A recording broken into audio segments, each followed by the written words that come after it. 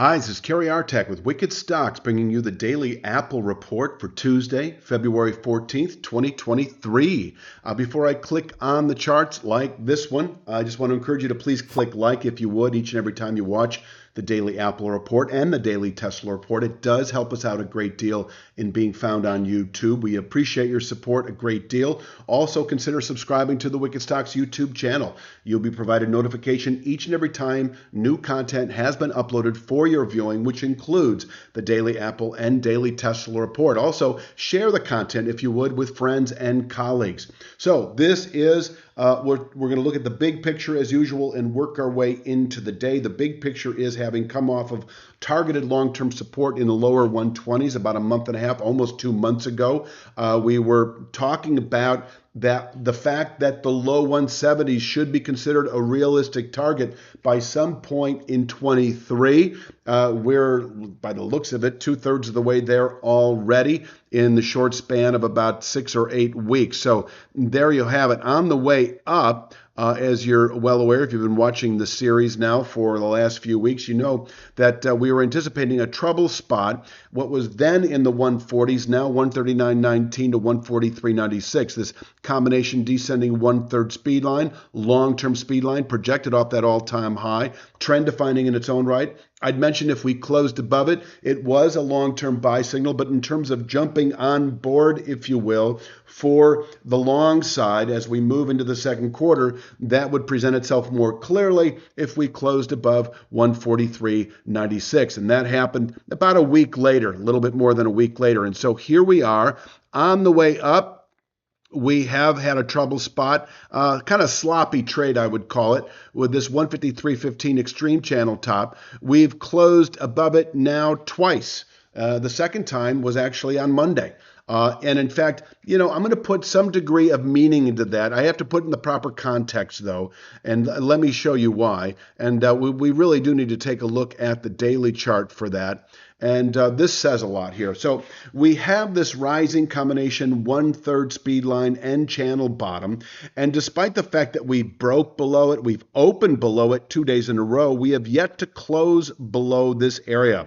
On Friday, we closed inside the wedge between the two. So it was a no-go in terms of expecting a 2 to 3 week sell signal into the upper 130s. And what has happened, obviously, is the market has continued higher, closed above this area. And so I showed you that channel top at 153.15 a moment ago. I do include it here as a weekly support level in combination with this area that I'm showing again here, 153.31 to 153.37. So I'm getting the whole thing here at 153.15 to 153.37. And assuming we open above this area, we can continue higher. There is a soft intraday pivot point at 154.65. For those of you who day trade Apple aggressively, this is a pretty decent area to trade, 154.65. It's also the high settlement price so far, following the January low about a week ago, less than that. We put out a high settlement price of 154.65,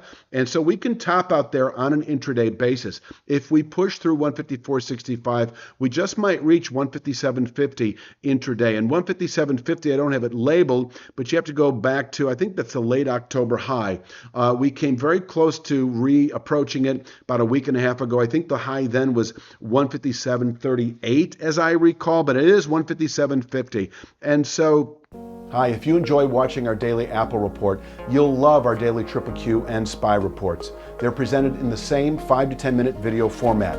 Our daily SPY and Triple Q analysis provides directional market signals that are correlated with highly specific price support and resistance levels. Whether your trading time horizon is short or longer term, we promise you a distinctive edge in your trading of the SPY and Triple Q. We offer a 5-day, no questions asked, money-back guarantee. So go to wickedstocks.com right now and start receiving your daily SPY and daily Triple Q reports today. As I say, if we push through, wrong chart, if we push through 154.65, 157.50 in reach, you could just essentially call this level 157.50, although I know it's just shy of it. And then overall, assuming we continue closing at or above, and we have been, at or above the 153.31 to 153.37 region, we still maintain a low 160s 1 to 2 week objective that, if we close today above 157.50, we'll probably reach it tomorrow. I will go out on a limb and say that if we close today above 154.65, we probably will within the week reach into the low 160s. The low 160s, once again, is a combination 5/8 Fibonacci, AB, the all-time high against the January low, and 161.03 is this longer-term descending one-third speed line. This area, and you could actually kind of make the case here, holding above that, all that stuff in the 153 handle will keep this low 160s in reach, perhaps by the end of the week. And I'll say if we close today above that 154.65 level, which is once again here, if we close above this, then yeah, the low 160s in reach over the next 3 to 5 days, where we can top out through next week, perhaps even fall off from here into later February. But keep in mind that the 170s are calling, following the test of the channel bottom in early January and the settlement above this channel top at 143.96 a couple of weeks ago, so forth and so on. So, 161.03, well suited for near-term position traders, 2 to 3 week swing traders, let's say, but don't fall in love with it as a short sale. If we close above it, we're probably just 2 to 3 weeks away from actually reaching what I will call the targeted 173.02 formation, where we can top out through the second quarter, possibly into later year. And closing above 173.02, by the way, or this formation in the weeks ahead, would be a significant buy signal into later year for Apple. And we'll be covering those targets if we begin to approach 173.02. Let's talk downside today.